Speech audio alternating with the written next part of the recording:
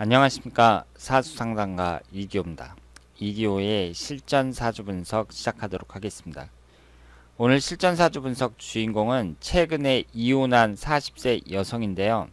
이분이 어떤 사연을 갖고 있는지 소개글을 읽어보도록 하겠습니다. 그리고 오늘 소개해드릴 오늘의 명언은 영화 댄싱 퀸 중에 나온 대사인데요. 가정과 시민은 다스리는 게 아니라 함께 손잡고 나아가는 겁니다. 자, 그러면 이기호의 실전 사주 분석 시작하도록 하겠습니다.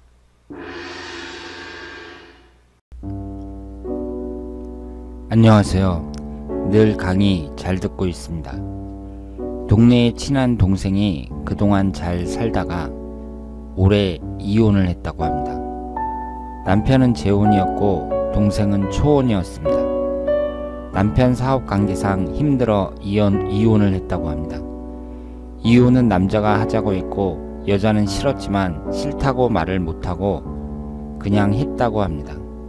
사는 동안 남자가 잘못한 것도 없고 나름 성실했다고 합니다. 이 동생도 갑작스런 이혼에 11살 된 딸과 함께 혼란스러워하고 있습니다. 동생이 주부로만 살다가 갑자기 돈을 벌어야 되니 이런저런 생각 끝에 사주 공부를 해서 철학관을 차리고 싶어 합니다.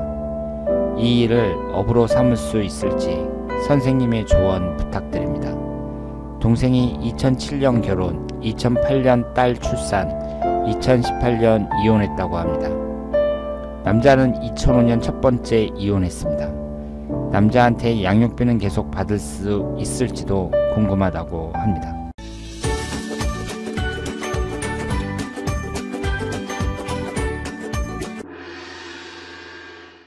자, 그러면 오늘 주인공의 사주를 분석해 보도록 하겠습니다.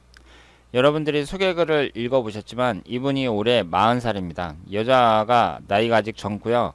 아이도 어립니다. 그런데 남편은 재혼이었고 여자는 초혼이었는데 남편이 갑자기 이혼을 해달라고 해서 해주겠다고 얘기를 했다고 합니다. 남편이 그동안 성실하게 살아왔는데 경제적인 부분 때문인지는 몰라도 먼저 이혼을 해달라고 요구했다고 합니다. 그러니까 남자 입장에서는 지금 두 번째 이혼을 한 거죠. 두 번 이혼을 한 것이고 이분은 이제 이혼을 했으니까 앞으로 양육비는 받을 수 있을지 그리고 앞으로 뭐 갖고 먹고 살아야 되나 이런 고민을 하고 있다고 하는데 사주명리학을 공부를 하는 것이 어떤가 이런 이제 생각을 하고 있다고 합니다. 그런데 여러분들이 혹시라도 이 사주명리학이라는 것이 그 힘든 육체노동이 아니고 그리고 그냥 입으로 먹고 사는 거니까 딱 보기에 되게 쉬울 것 같잖아요.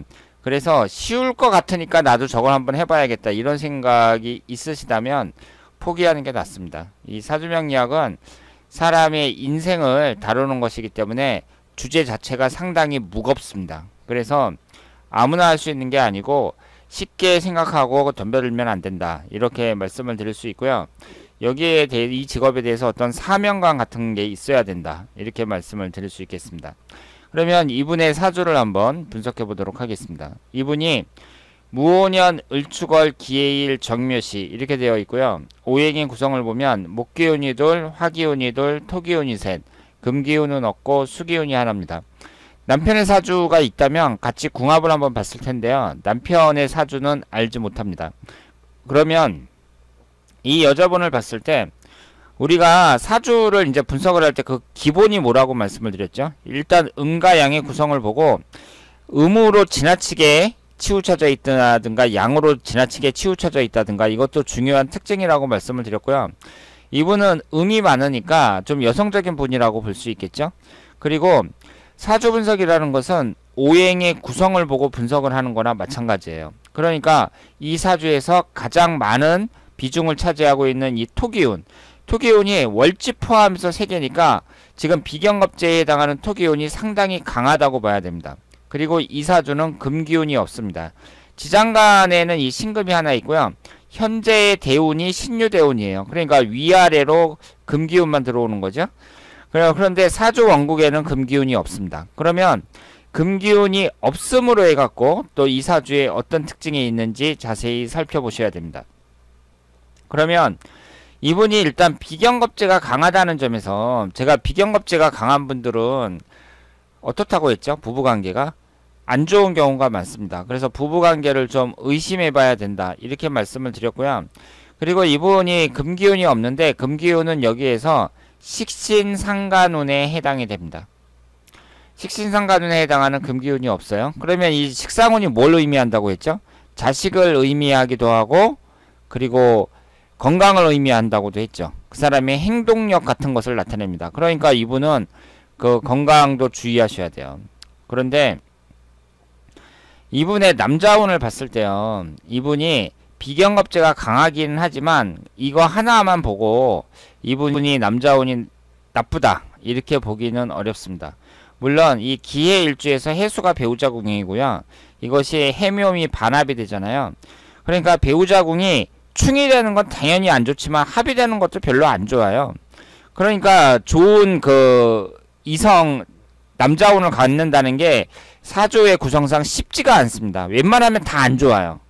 그러니까, 그런데 이분의 사주를 봤을 때요, 이분이 그러면 이혼을 할 만큼 나쁜 사주냐, 그렇게 보기에는 어렵습니다.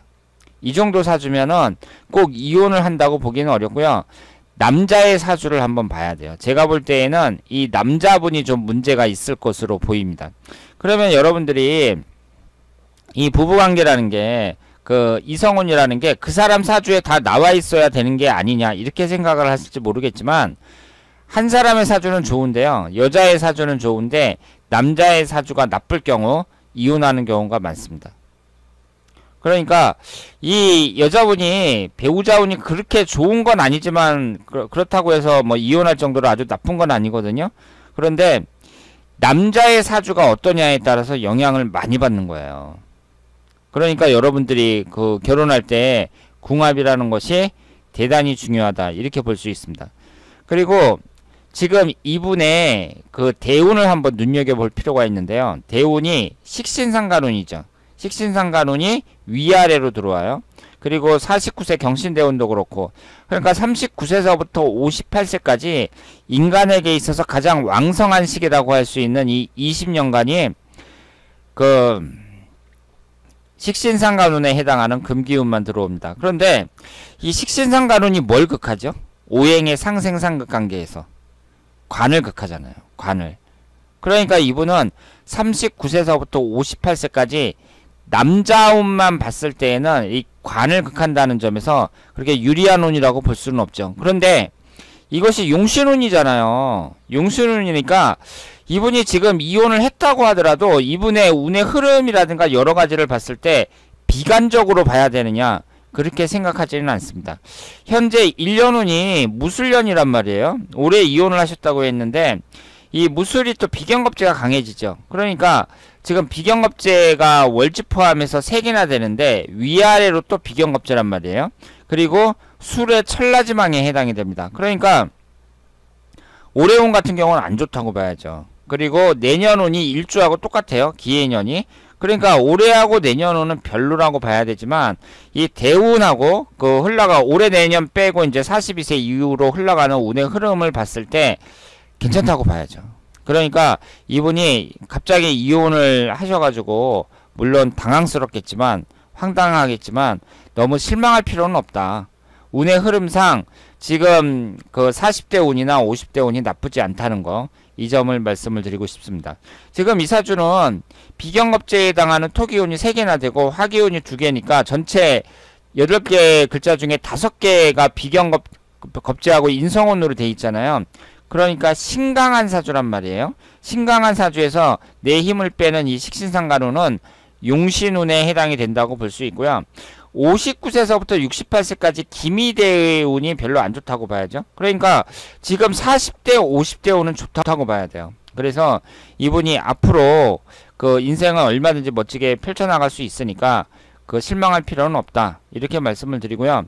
그리고 사주명리학을 공부해서 직업으로 삼고자 한다고 말씀을 하셨는데, 이분이 그 사주명리학이라는 것은 자기가 하고 싶으면 하는 거예요. 그러니까 해서는 안 되는 그런 사주 같은 건 없습니다. 그런데 일단은 이분은 식상운이 없다는 것이 약점이라고 볼 수 있습니다. 왜냐하면 사주 명리학을 공부를 해가지고 저처럼 이렇게 이제 상담을 하려면 계속 떠들어야 되잖아요. 입으로 계속 떠들어야 되니까 일단 표현 능력을 나타내는 이 식신상간운이 발달된 사람들이 유리하다고 볼 수 있는데 이분은 식상운이 하나도 없다는 거, 그 점에서 좀 약점이 있다, 이렇게 말씀을 드릴 수 있겠습니다. 그래서 자기가 하고 싶으면 하는 거죠 뭐. 그리고 여기에 나와 있는 것이 월운인데요. 올해가 이제 지금 현재가 5월달 정사월이고요.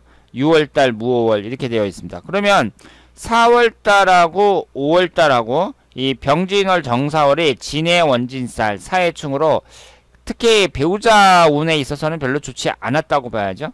그리고 7월달도 이제 토기운이 강하게 들어오니까 별로 좋지 않고요.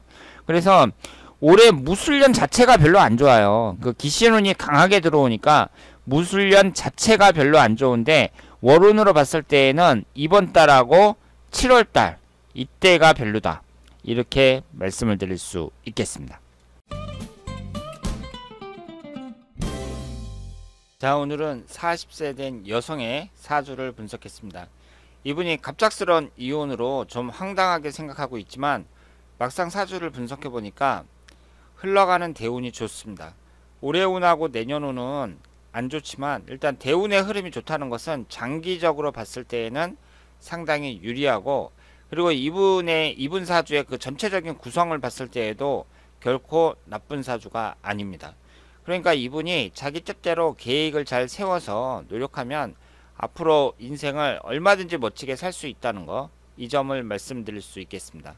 그리고 양육비를 받을 수 있겠느냐, 이것은 남편의 사주도 봐야 되고 여러 가지를 봐야 되지만 일단 이분의 운의 흐름이 괜찮다는 점에서 그 양육비를 받을 수 있는 가능성도 높다, 이렇게 말씀을 드릴 수 있겠습니다. 그러니까 운의 흐름이라는 것은 어떤 특정한 사건에 대해서 이렇게 쪽집게처럼 딱 집어내기는 어렵지만 운이 좋게 흘러간다는 것은 내가 원하는 대로 일이 잘 풀린다, 이런 식으로 해석을 하시면 되겠습니다. 자, 그러면 이교의 실전사주 분석 오늘 여기서 마치겠습니다. 대단히 감사합니다.